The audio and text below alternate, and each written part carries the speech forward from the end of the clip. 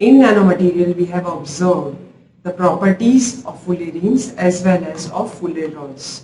Now, we will see the applications of it likewise.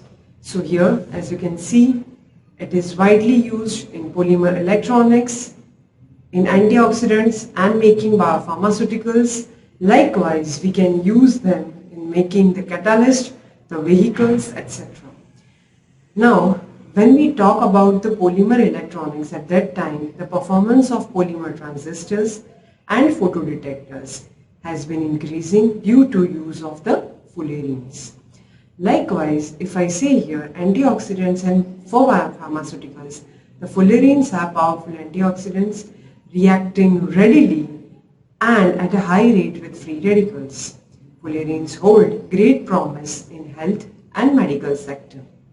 Similar way, when we talk about the catalyst, so at that time we need to understand that here the catalysts, which are known as marked ability to accept and to transfer the hydrogen atoms, hydrogenation and hydrogen alkylations.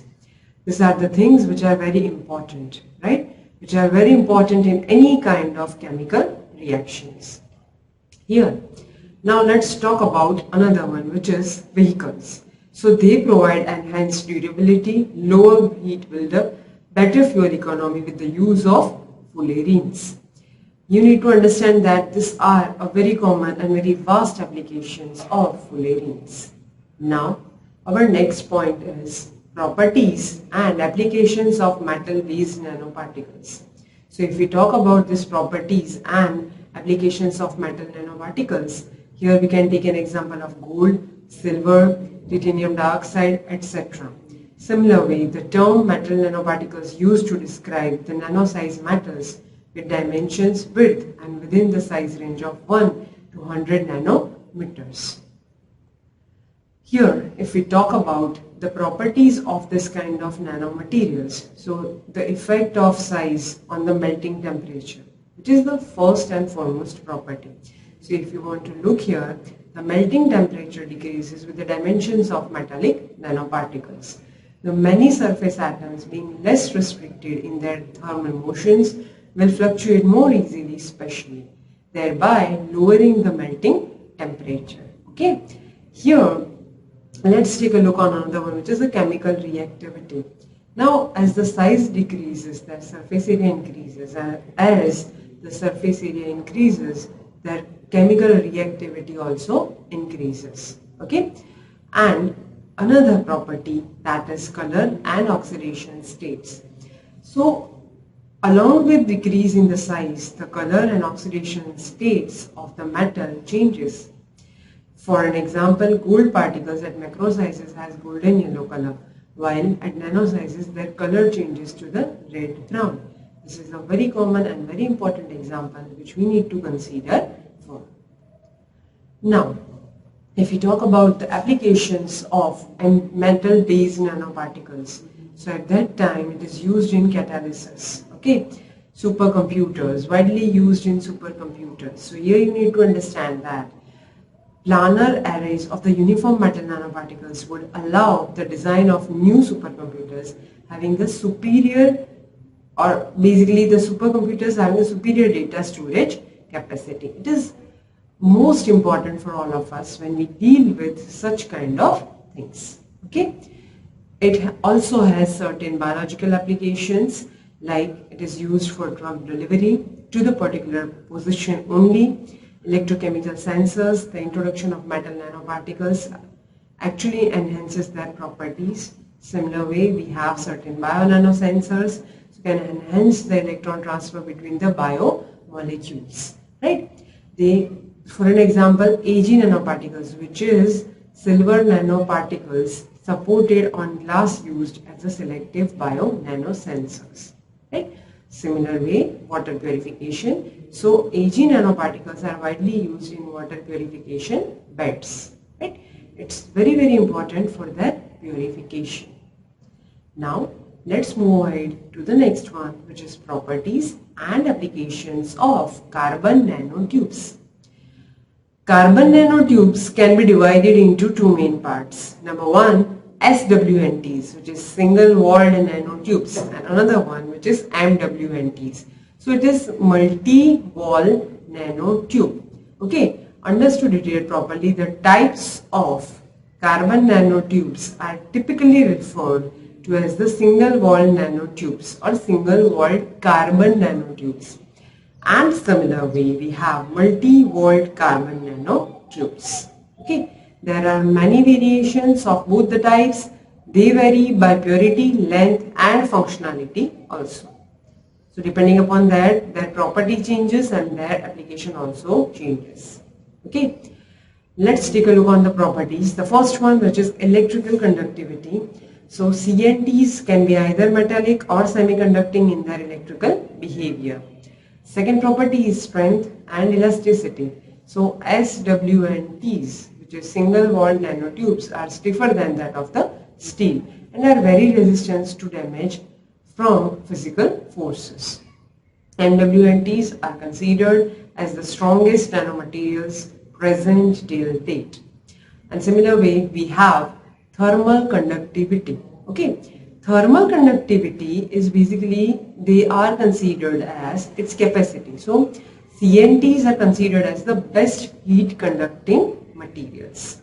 Okay, now applications. If we talk about applications, so first application we found in energy storage. In energy storage, if we talk about, CNTs have the intrinsic characteristics desired in material used as electrodes. CNT's high strength and toughness to weight characteristics may also prove valuable as a part of composite components in fuel cells. They are used to enhance the properties of such kind of fuel cells. Now, they are used in fabrics and fibers also. So such super strong fibers will have many applications, including body and vehicle armor. We can use them in all these things. Now, what is the application of this in biomedical field? So cells have been shown to grow on CNTs, so they appear to have no toxic effect on it. And CNTs are widely used in air and water filtration also. So they are generated, or they are called as carbon nanotube generated air and water filtration. So it has been reported that these filters can not only block the smallest particles but also kill most of the bacteria. So this is another area where CNTs have already been commercialized and are products on the market now. Now let's move ahead to the next one. Our next one is properties and applications of nanowires. Nanowires are almost widely used one and they can be utilized in many ways. First one is a magnetic property. Actually, the magnetic properties of nanowires depend on the wire diameter and aspect ratio. It is possible to control the magnetic properties of the nanowires by controlling the fabrication parameters. Similar way, optical properties. So controlling the flow of optical encoded information with nanometer scale accuracy. This gives us an idea that how it is widely used. Because of their properties only, they are widely utilized. Okay. Applications, if we talk about it, and the most important application is in nanoelectronics. They are used as a cross nano devices, multi-segment nanowires, etc. They are used in sensing devices like thermal sensors, are best manufactured from nanowires. Likewise, important components of quantum wire device are silicon nanowire as a channel and silicon as a strange or basically storage node and silicon nano gate as a control gate. Right? Now, we will take a look on certain different types of particular branches of nanotechnology where we actually we actually apply the knowledge of basic and nanotechnology together and convert it into a applied branch. So here if you want to look, we have nanoelectronics. So nanoelectronics is based on the application of nanotechnology in the field of electronics and electronic components. Although the term nanoelectronics may generally mean all the electronic components, special attention is given in the case of transistors. These transistors are sizes less than that of the 100 nanometers. Okay. Now let's take a look on the basic principle. So the basic principle is that the power of machine will increase according to the increase in volume, but the amount of friction that the machine's bearing hold will depend upon the surface area of the machine. Okay. Now we will take an approach, that which approaches are used in nanoelectronics. So here if we take a look, first one is a nano fabrication. So it is a method which is used to design arrays or layers of nanoelectronic devices to work for a single operation. Nano electromechanical systems are a part of nano fabrications. Okay. Similarly, nanomaterial electronics. We have to take a look in nanoelectronics. The transistors are packed as arrays onto the single chip and thus they remain in a uniform manner. Right? Now, which are the applications of nanoelectronics actually? So, here nano radio, they are used to produce nano radio, nano computers. The conventional computers with a big processor will be replaced with nano computers with nano processors that will give a very high performance and speed than that of the conventional computers. Similarly, we have energy production, right? So, how it is used in energy production? So, the devices using nanoelectronics technology also include solar cells and that are highly efficient and cheaper than that of the conventional ones. Same way, using the technology, researchers are developing a generator for energy production which is called as bio-nano generators. Okay. Now, let's take a look on the branch where we use the application of nanomaterials in catalysis.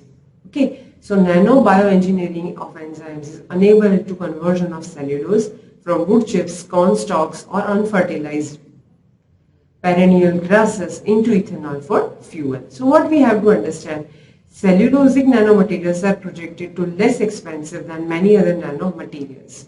So here they increase or are used increasingly in catalysis to boost certain chemical reactions. It gives us very good results as compared to the conventional one. It saves money, it reduces the pollution also. Okay. Now let's take a look on the application of nanomaterials in textile industry. So nanotechnology can provide high durability for fabrics because nanoparticles have a large surface area to volume ratio and high surface energy also. Now let's take a look on examples. So it is used in sporting industry, skincare, space technology, clothing, material technology, which are used in extreme environments, in extreme cold or in extreme hot conditions. Okay, some interesting examples like we have stain repellent and wrinkle resistant threads woven in textile. Similarly, nano soaks treated with silver nanoparticles, the silver acts against the infection and odor. The properties imparted to textiles using nanotechnology include water repellence, soil resistance, antibacterial, etc. Now, let's see that which are the applications of nanomaterials in medicine. Okay, in medical field, it is basically the application of nanotechnology. So, nanomedicine is the application of nanotechnology. For an example, gold nanoparticles as a probes for detection of targeted sequences of nucleic acid. Similar way, it is used for both the diagnosis and treatment purpose. Right? It is widely used in the treatment of atherosclerosis or the buildup of the plaque in arteries. Right? This is a very general and very popular example of it. Nanotechnology researchers are working on a number of different therapeutics where a nanoparticle can encapsulate or otherwise help to deliver the medication directly to the cancer cells and minimize the risk of damage to the healthy tissue. Right? It is possible for us if we move ahead like this.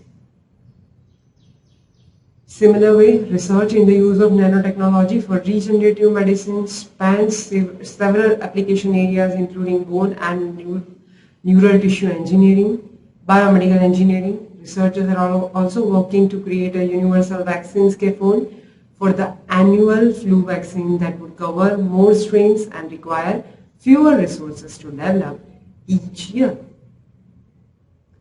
So these are the applications of nanotechnology in various fields. We have taken three main fields, but nanotechnology is nowadays used everywhere and it finds its application almost in each and every field. So because it gives us a very good idea, a very better advancements than that of the conventional method, nowadays nanotechnology is used everywhere, from a polymer industry to paint industry, dyeing industry, pharma industry, textile industry, food industry, cosmetics industry, everywhere in one form or in another form, nanotechnology is continuously used. And here in this chapter we have seen that how it is applied and how it is synthesized. This is all for this session. Next we will see in our next sessions.